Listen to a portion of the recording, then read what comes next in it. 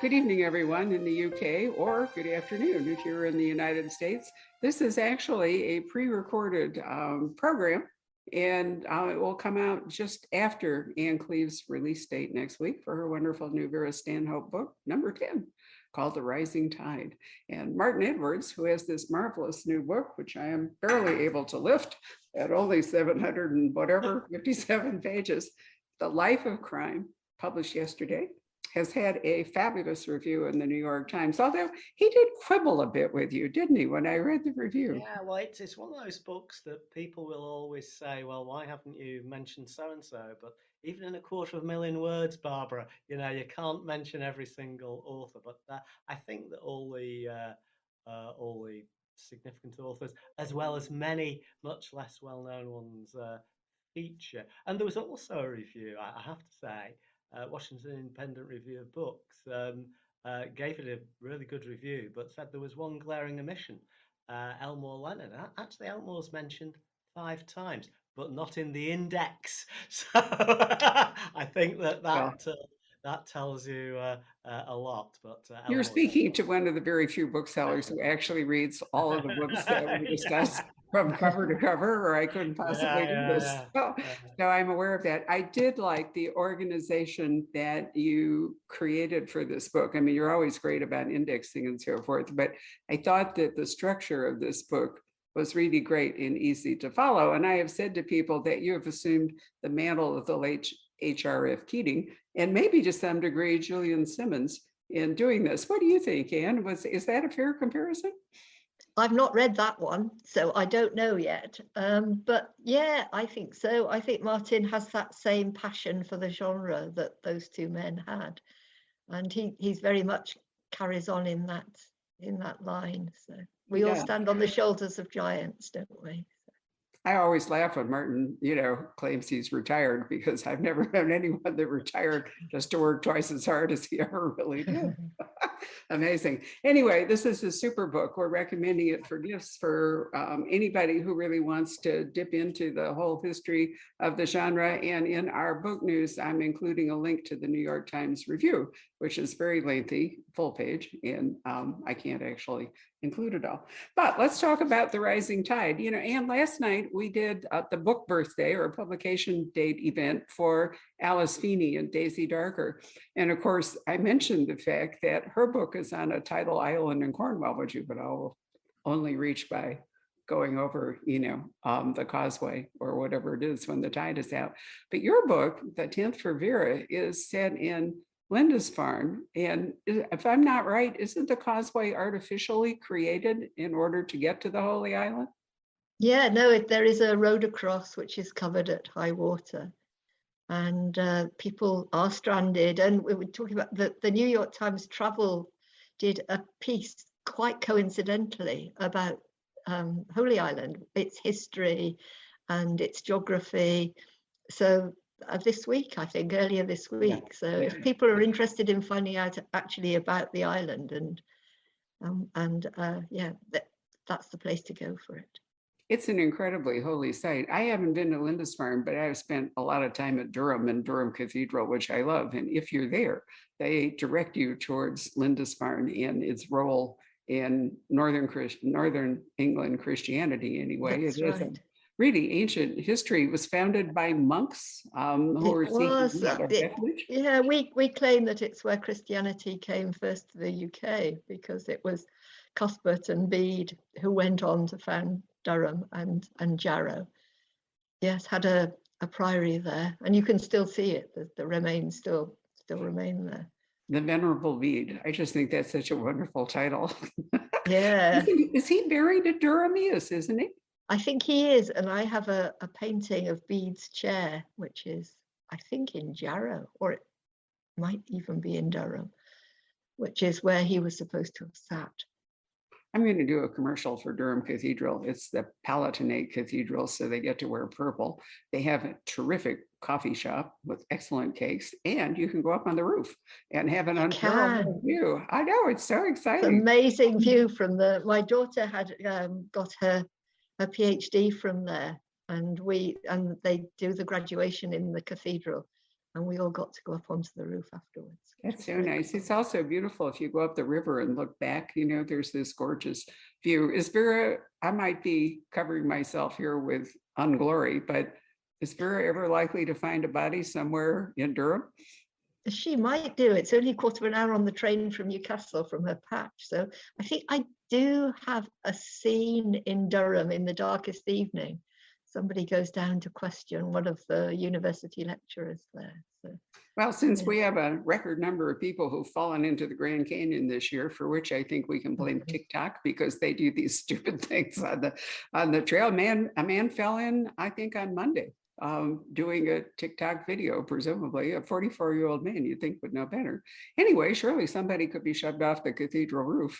of course, yeah. But in the meantime, they're just washed away by the tide coming into the holy island of Lindisfarne, which is a beautiful island. And I think, Martin, you've been to Holy Island, haven't you? I can remember sending you there.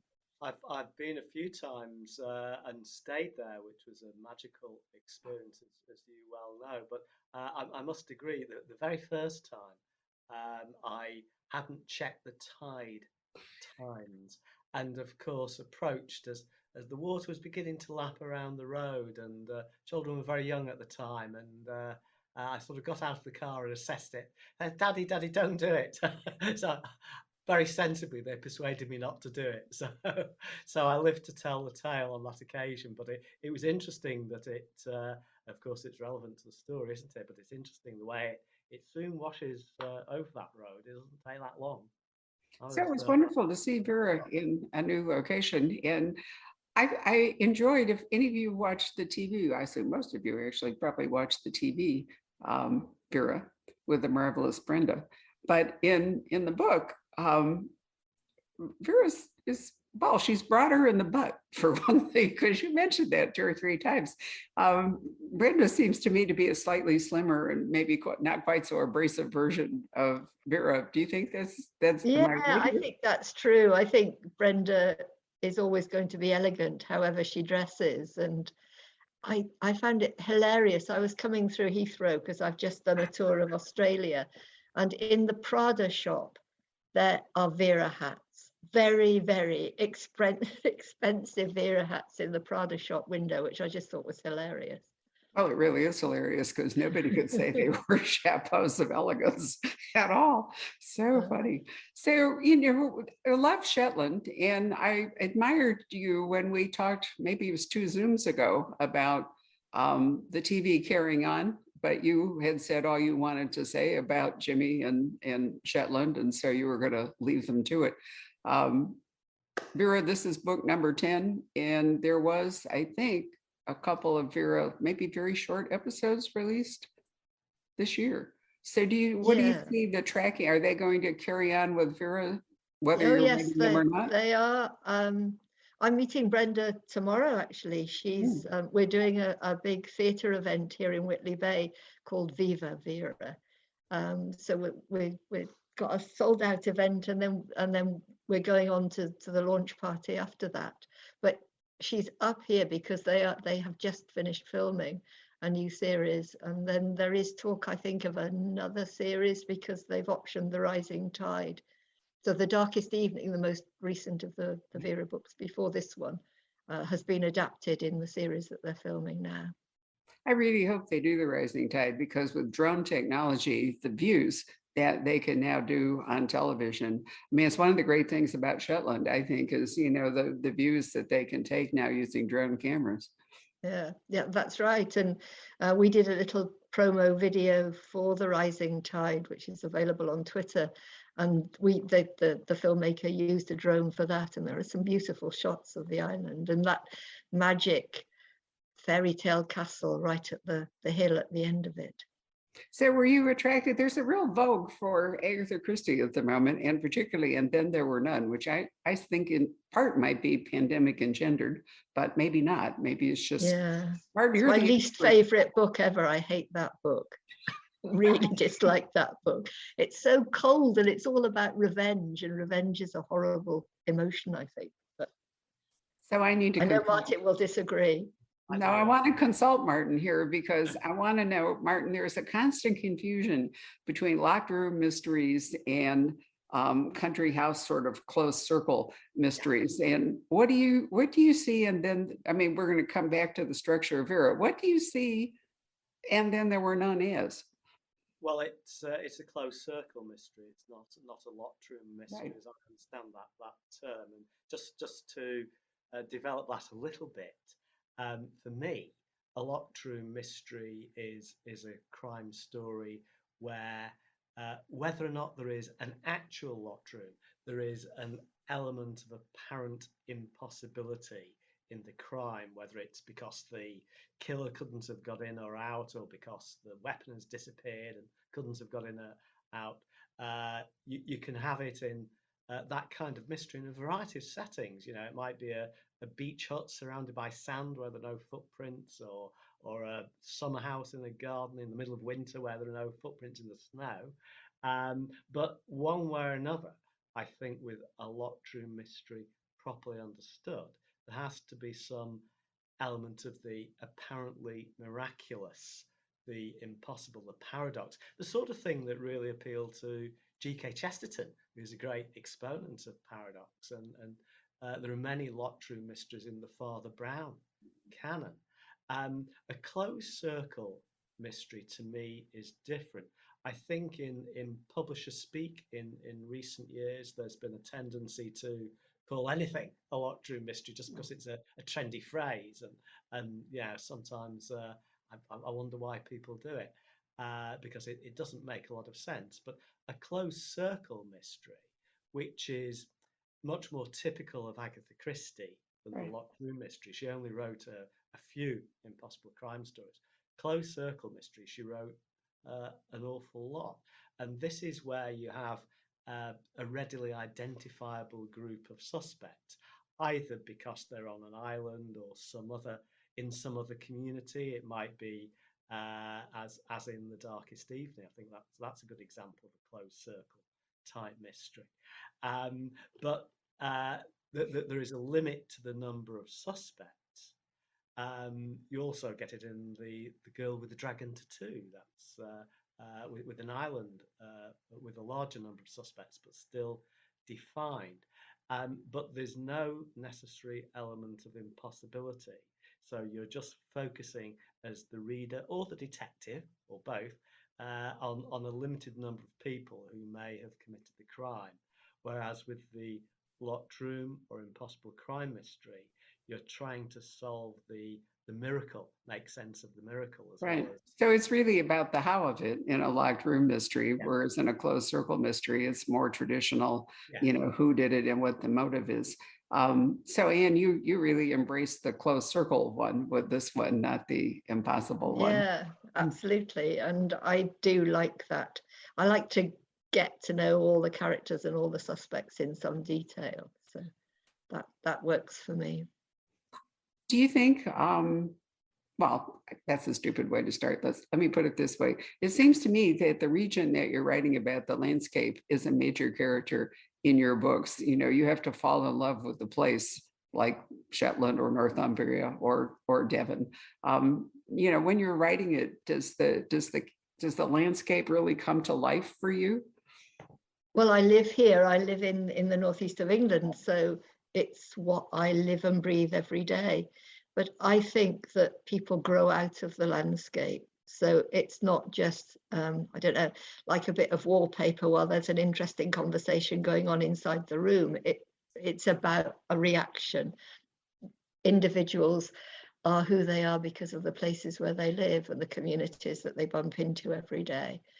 And so I always start with place. I always know not just whether it's going to be a Vera book in the northeast or whether it's going to be a Devon book in the southwest, but I know which particular community I'm going to be writing about before I start the story. So a story like The Darkest Evening set in rural North Northumberland, which is almost feudal still, with the country landowner, is going to be very different from a book set in a former mining village in southeast Northumberland, which is probably a pocket of extreme deprivation. some addiction problems, poverty, that story is going to be very different, even though it's based in the same county. So why did Lindisfarne call to you? Because I mean, it's a very special landscape and it's a little offshoot of where you live. Yeah, I think actually it wasn't going to be on the island to start with. I had an idea for another, a house somewhere up in the hills. But then it occurred to me, because one of the characters is a priest, and Holy Island does have this history of pilgrimage, that might work very well and would be an interesting background for people who didn't know the region well. They might find that the whole history of it, and there is, I suppose, an air of spirituality about the place that worked well with the theme of the book, which is about friendship, intense friendship. Well, I thought it worked superbly well. And as I said, I wish I had gone to Lindisfarne. So this was as close and watching the book trailer, and potentially the TV version of it will be as close probably as I get. But by going to the island where it is cut off and where there's a limited number of people who are able to assemble there for their reunion, you did do that Agatha Christie closed circle structure. Yeah, very much. And I think that I do write it in the format of the traditional English detective story. And I really love Cleeves contemporary twist. Sorry, go ahead. Yeah, I mean, I think you can do that but still be contemporary. So in the book there are, I don't know, ideas a bit about class and about social justice, but also about the Me Too movement as a reference in there. So we're bringing it up to date and we're exploring contemporary issues, but we can do that within the structure and within the tradition of the English novel. I've always liked the idea, and I don't remember where I read this quote, that crime fiction cuts along the edge of social change. It might have been applied to Sarah Paretsky in point of fact, but I'm not sure because, she's very much into that. But I do think even in thrillers, which are written really more to entertain and can be sensational, they do extremely well forecasting international events, sometimes even ahead of the game. There have been a number of books that have come out about Russia and whatever in advance of the war of the Ukraine, because they were written before all that. So it's almost like prophesizing or something that occurs. Yeah, we write books, I think, to explore what we think about events that are going on, and sometimes that can push things forward in time. So who is the group that is assembled on Lindisfarne and therefore creates the victim and the suspect pool? These are, I think, because this was my lockdown book, so I think I was aware very dramatically of my own mortality. I'm in my mid-60s, and as are all the people who are there on the island, because it's a school reunion. They first got together 50 years ago, brought together by a new enthusiastic teacher.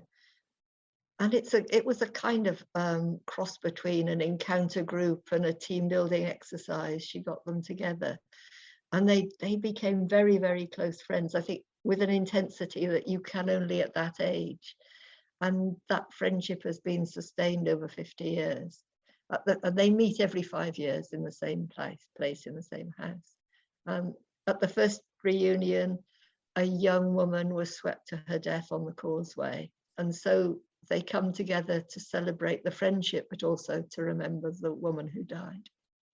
Even though I had this conversation with Alice Feeney last night, even though maybe this is a group almost like family or in a family, it's really surprising how secrets can be kept, even when you think that there's no way that would be true. You'd think they'd have common memories. You'd think they'd communicate somehow or other. There are gaps that in fact can lead to the kind of result that happens. So as you are writing a murder mystery, inevitably somebody dies in the present, right? Yeah, of course. And I think we do have gaps in memory. Going back, I do have a very close group of friends that I met when I was at school. And still very close to them. But when we remember things that happened, we do remember them slightly differently, and there are definitely gaps. And we all create a narrative to justify what we've done and to explain our own actions. And I think that's very much what's been going on with the characters of these books. They can't live with the reality, so they've created minor fictions to make themselves feel better about themselves. I think we all want to be the heroes of our own stories. And I find with every Absolutely. decade I get older, and I'm in my 9th decade now, I apparently revise a few things. And I'm sure my brother, who's my only sibling still remaining, has a different, memory or different interpretation of some events. He's 7.5 years younger, and your place in the family or your place in the group can also, shape those memories. You see things differently depending on your age or whether you're closer to the center or more on the periphery of a group. Absolutely. Yeah. So for both of you, because Martin's Rachel Sabernac series, which is publishing, is that publishing tomorrow, Martin, or Yes, today? in the Oh, UK, tomorrow, right? a book called Blackstone Fell, which is the third one.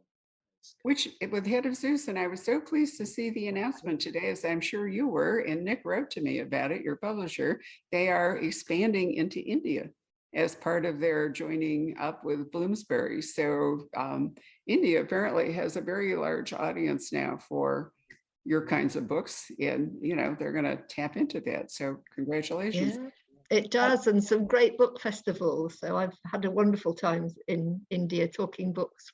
So I once got a standing ovation at an Indian book festival because we had published an Indian author with Poison Pen Press back before we sold it in 2019, and it turned out that most of the people there had read him and read the book, and so I was.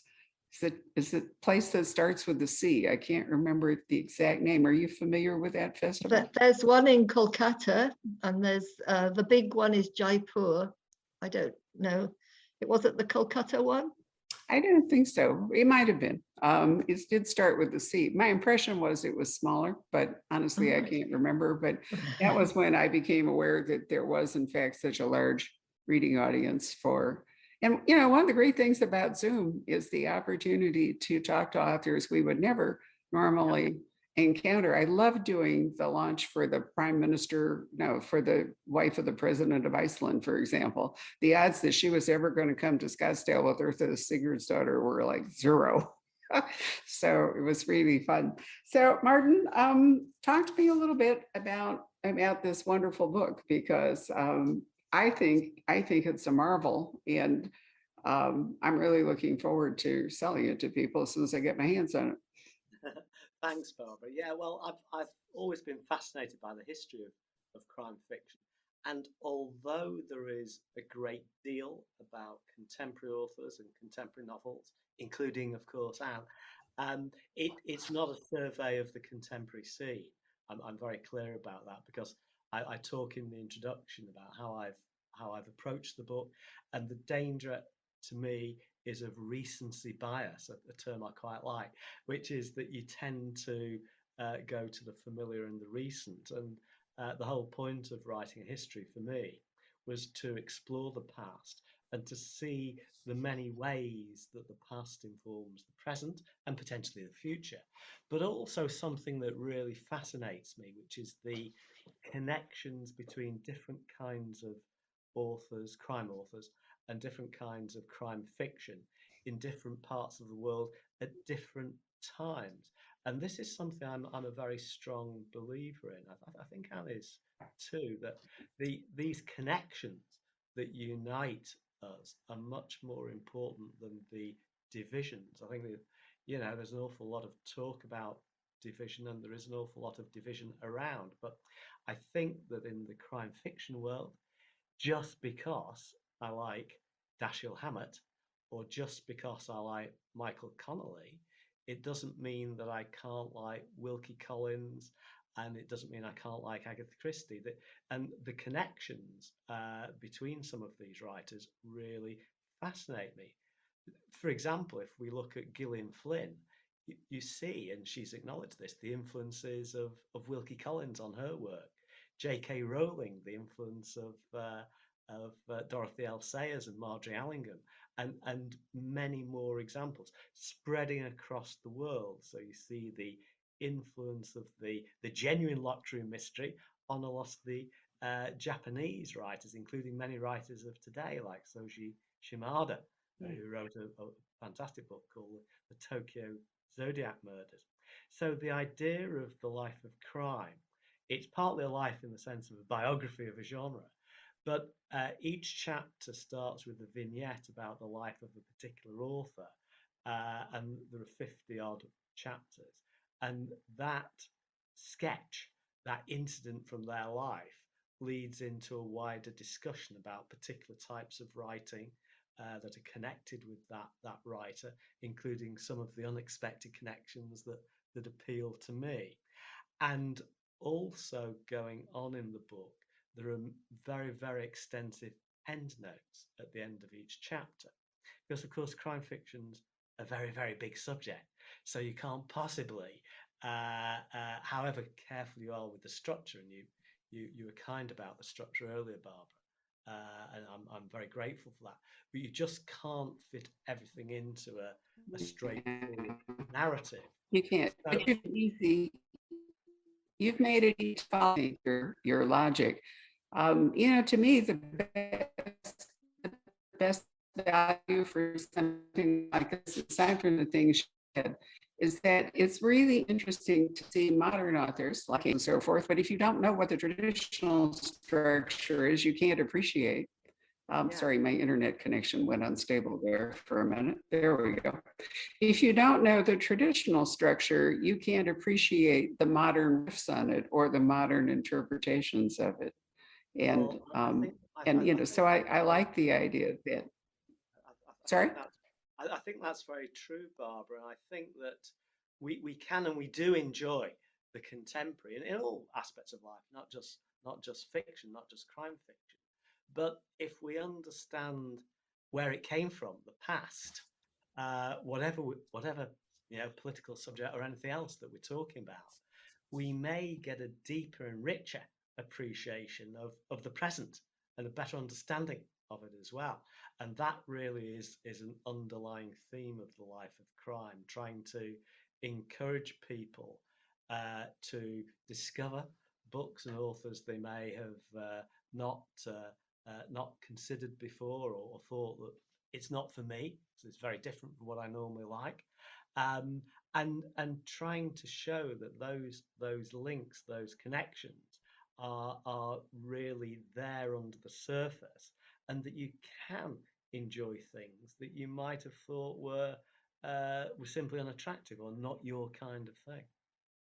Well, I do think it's a wonderful companion to the British Library Crime Classics, of which Martin is the editor and frequent anthologizer. There's also a Library of Congress Crime Classic series and an American Mystery Classic series. So, there's a lot of books that have not been available coming back into print.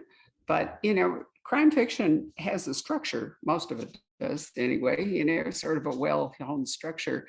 And I don't think that a new reader can really appreciate. I think it brings authors, sometimes new authors are more comfortable writing crime fiction because to some degree there's a blueprint for how to structure their story. But again, I think it's an extra layer of fun for readers if they can read a book and they can say, oh, look, here is the new version of, or look how cleverly they've taken this older structure and done something with it. And is that, you forge your own path, but have you enjoyed riffing on some of the traditional Golden Age structures? Absolutely. When I started writing, I thought I was going to write a great literary novel about social justice, and I think I'm quite good at creating characters. So I created, I think, an interesting group of characters, but I'm no good at plotting at all. I didn't know what I was going. Something had to happen. They couldn't just sit in a room and have a conversation. And it wasn't until one of them died, when I thought that I could, that the whole idea of writing became a reality for me. That when I realized that I could have this format of traditional detective fiction, which I'd loved reading since I was a small child, that I really took off with the writing. So I needed that structure that other people had devised years before. Yep, it's nice to have a skeleton on which, you know, which you can then flesh out and so forth. And I really love police procedurals. I love the fact that they move forward. I mean, with so many other kinds of crime fiction at the moment, you're wandering around in time, past and present, whatever it all is. Although a good police procedural almost always has an older crime. I mean, it almost always has something that's happened in the past that sparks off whatever is happening in the present. So even if you're not really a cold case team, which is a very popular thing at the moment, most of the time, it seems to me, in a police procedural, you really are solving a cold case as well as a current case. But I like the momentum of moving, you know, forward towards a logical conclusion. And this whole psychological suspense genre that is so popular, you don't necessarily go that way. And you have to be pretty nimble as a reader, I think, sometimes to keep up with the structure of the story. So it's just how my mind works. Maybe it's just because I'm old.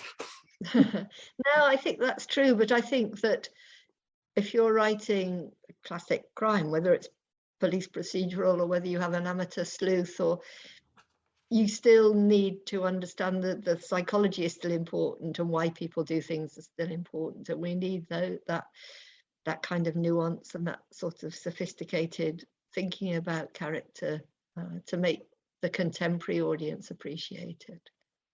I think, Martin, your Rachel Savernick books, although they are set in the 1930s, they basically are the same kind of structure, right? Well, I try to juggle the structure to some extent in each book. So I change the approach a little bit with each book. But I think what you say about psychological insight is very important. And those there are different levels of this. And I can think of Agatha Christie novels that I think work really well because the psychology is strong. And I can think of Agatha Christie novels, and Appointment with Death will be one example where for me it doesn't work because the motivation doesn't ring true within the context of that particular story, even if, as I am, you're a huge Agatha Christie fan. So I think that whatever type of story you're writing, and however shallow or deep the psychological exploration of the characters may be, and it can vary enormously, of course.